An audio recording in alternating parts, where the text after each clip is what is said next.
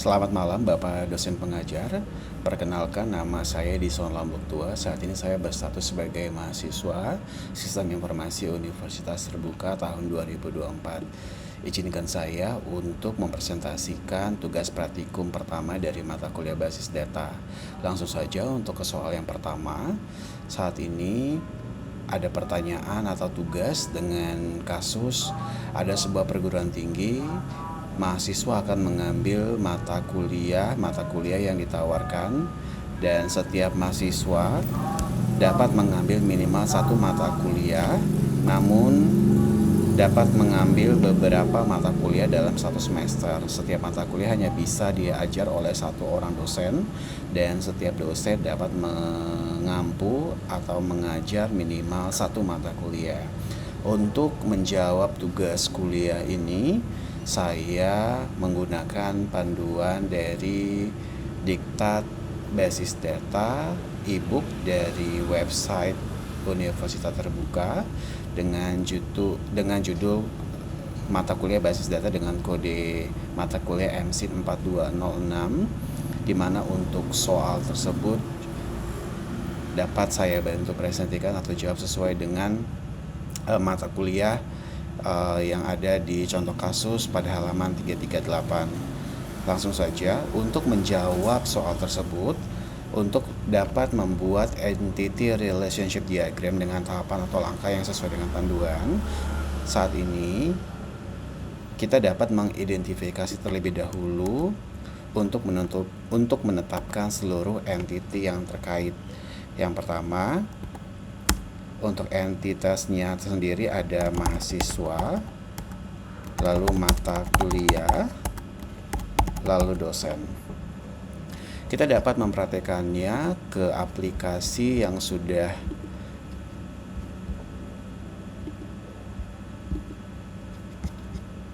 saya siapkan. Yang pertama, kita buat dulu untuk entitasnya, yaitu mahasiswa,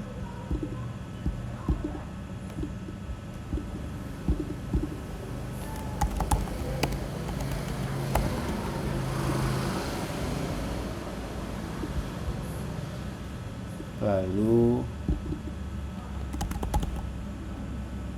mata kuliah,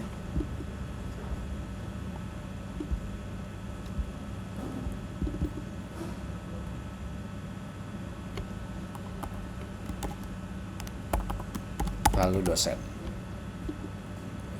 Setelah kita menentukan entitasnya, kemudian kita dapat menentukan atribut-atribut atau field dari masing-masing entitas, di mana pada kasus tersebut atau pada kasus di atas ini tidak menyebutkan atribut apa saja yang tersedia dalam entitas ini.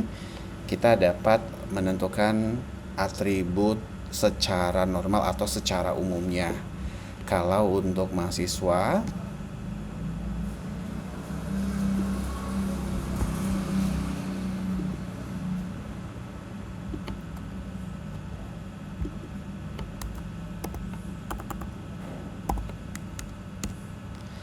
untuk atributnya sendiri atau field dari masing-masing entitas, biasanya mahasiswa memiliki atribut name,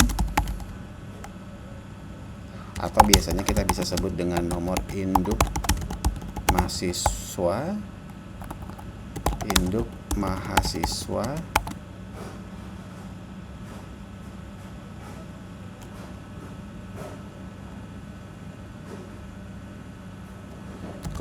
nama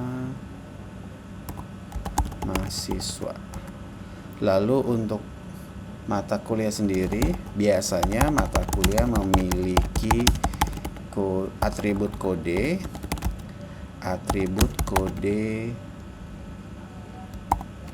MK,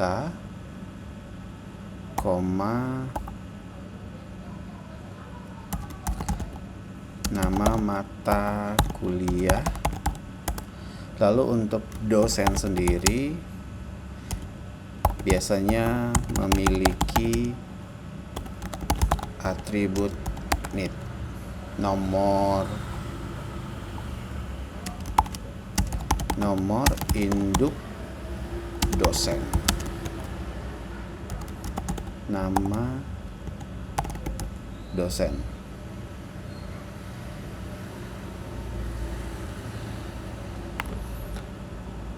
Kita langsung saja ke pembuatan IRD-nya.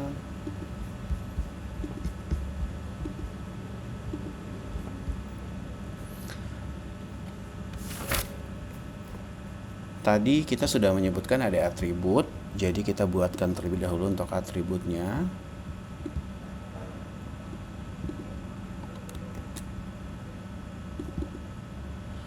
Yang pertama adalah NIM.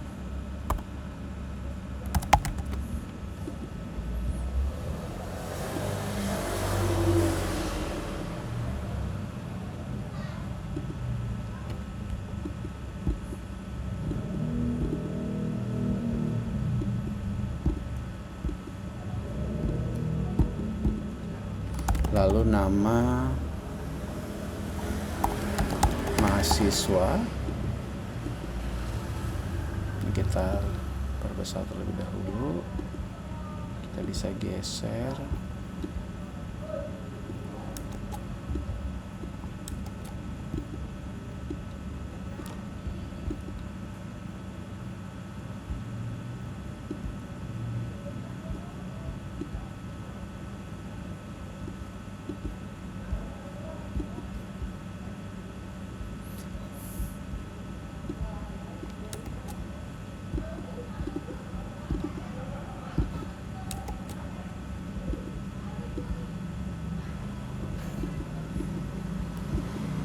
Lalu untuk mata kuliah sendiri, ini ada kode MK.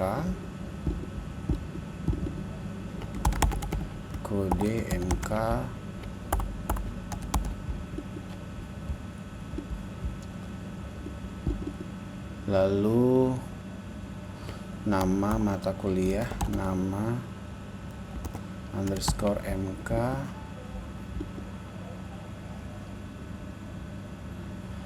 Lalu untuk dosen sendiri ada NEED,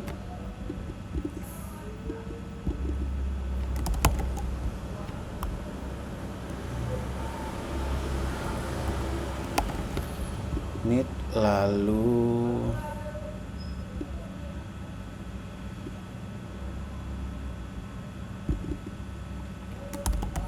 nama dosen.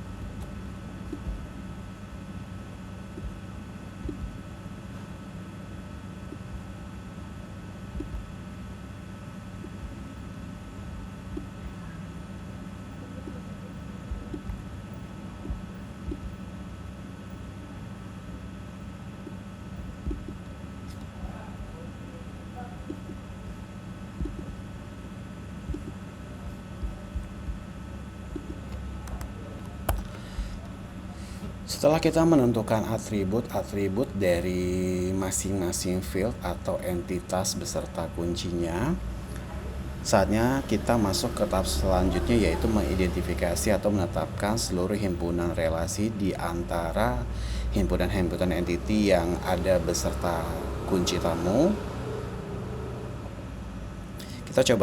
Kita coba buatkan dulu untuk matriks relasinya.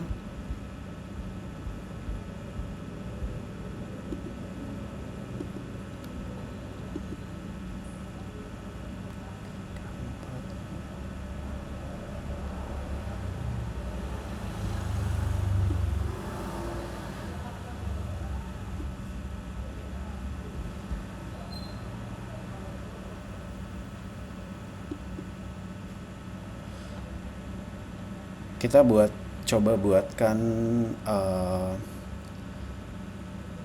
matriks relasi, di mana untuk matriks relasi sendiri, setelah kita mendapatkan entitas dan atributnya, kita harus mengidentifikasi relasi yang memungkinkan beserta kunci tamu,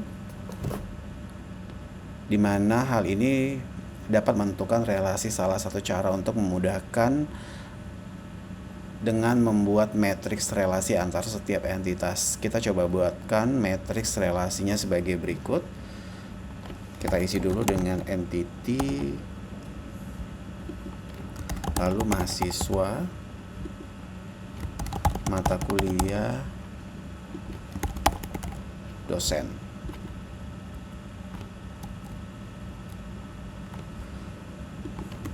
Mahasiswa, mata kuliah,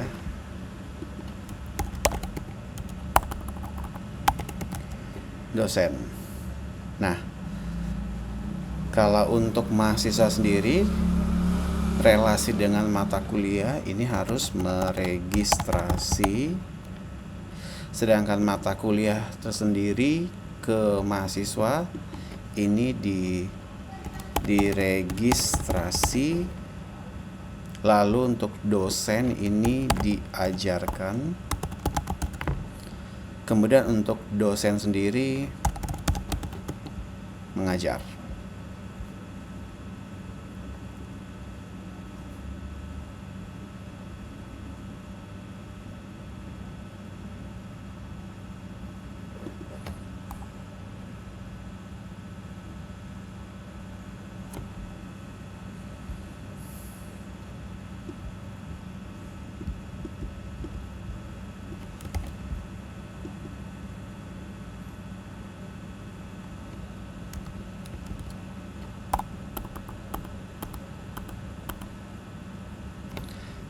Setelah kita mengidentifikasi dan menetapkan seluruh himpunan relasi di antara himpunan-himpunan entity yang ada beserta kunci tamu, selanjutnya kita harus melengkapi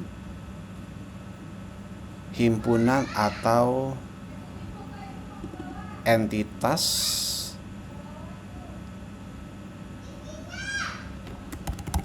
saya koreksi, kita harus menentukan derajat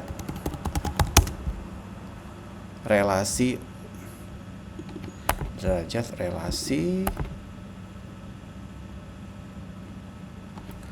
untuk setiap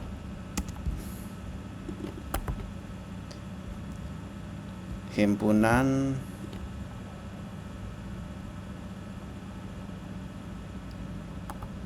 relasi.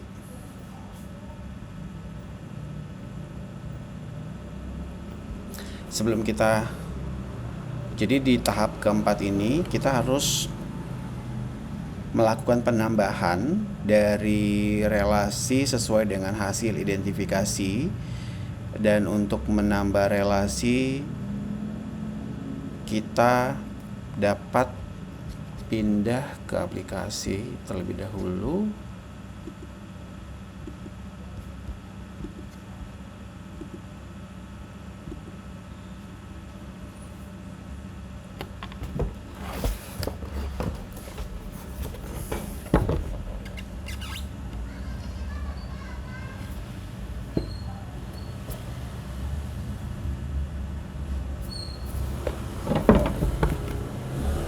Karena di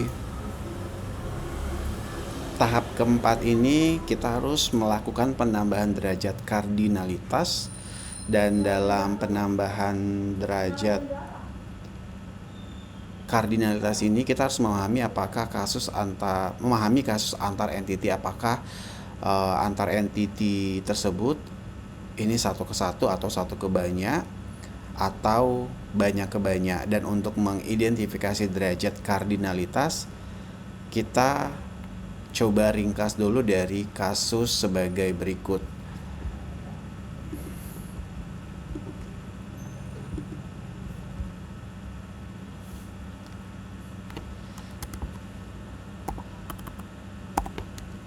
A banyak mahasiswa meregistrasi banyak mata kuliah. B. Banyak dosen mengajar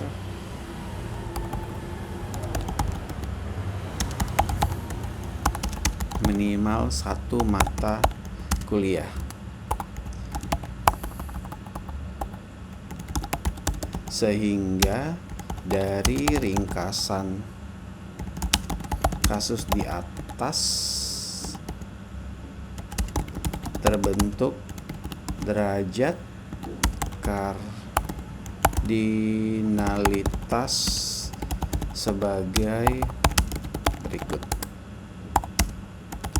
Mahasiswa dengan mata kuliah adalah M to N, banyak ke banyak. Dokter dengan, bukan dokter ya, tapi dosen. Dosen dengan mata kuliah adalah 1 M, 1 ke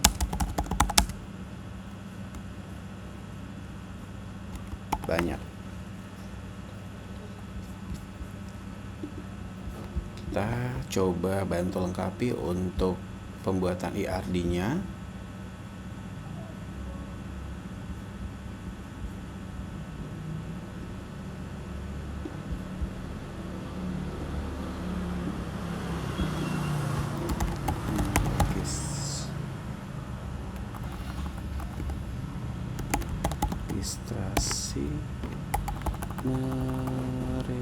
Meregistrasi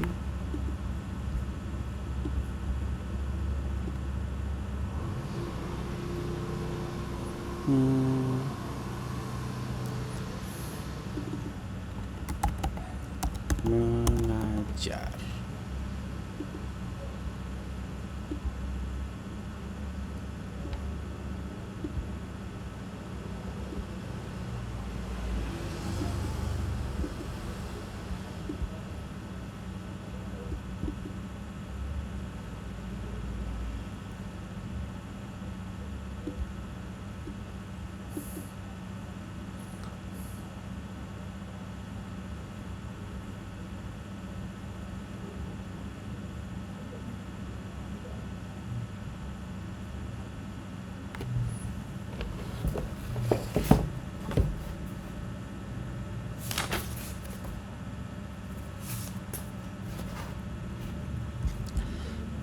Setelah itu kita masuk ke tahap selanjutnya.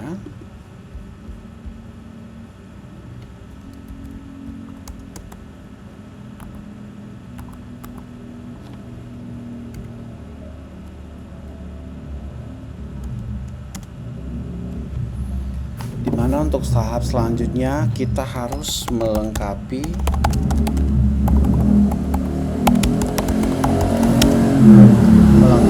himpunan entitas dan himpunan relasi dengan atribut.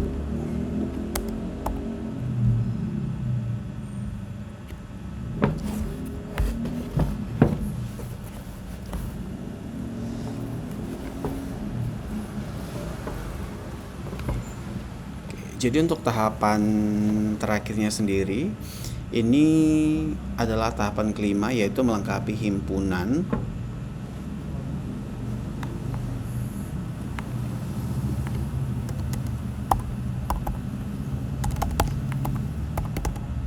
Melengkapi himpunan, entitas, dan himpunan relasi dengan atribut-atribut deskriptif non-key. Jadi jika relasi dari setiap entity memiliki banyak ke banyak, maka relasi tersebut berubah menjadi entity dan atributnya adalah primary key dari setiap entity yang terhubung. Nah, di tahap kelima ini untuk dapat melengkapi IRD sesuai atau IRD yang sempurna,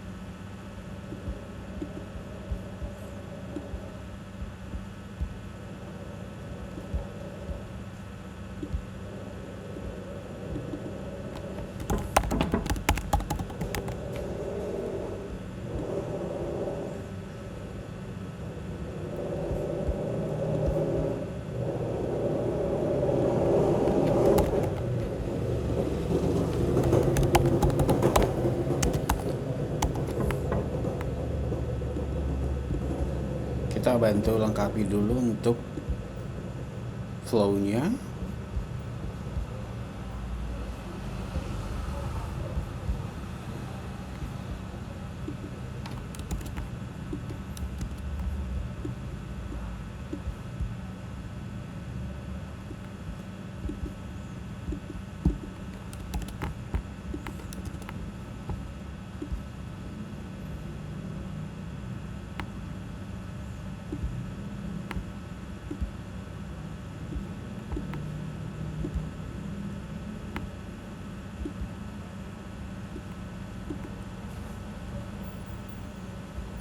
Nah, dari tampilan IRD yang sudah disempurnakan ini, kita dapat melihat bahwa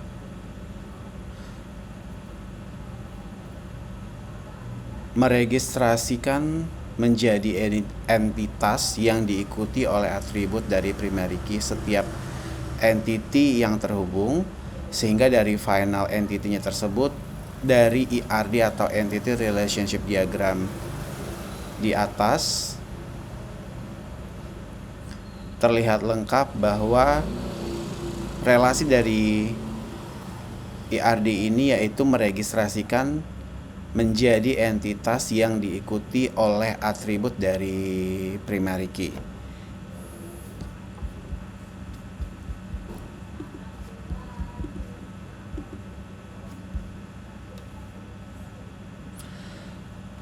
Sekian update untuk pengerjaan dari tugas pertama. Sebelumnya terima kasih kepada Bapak dosen pengajar sudah memberikan waktu atau kesempatan agar saya sebagai mahasiswa sistem informasi dapat mempraktekkan tugas ini.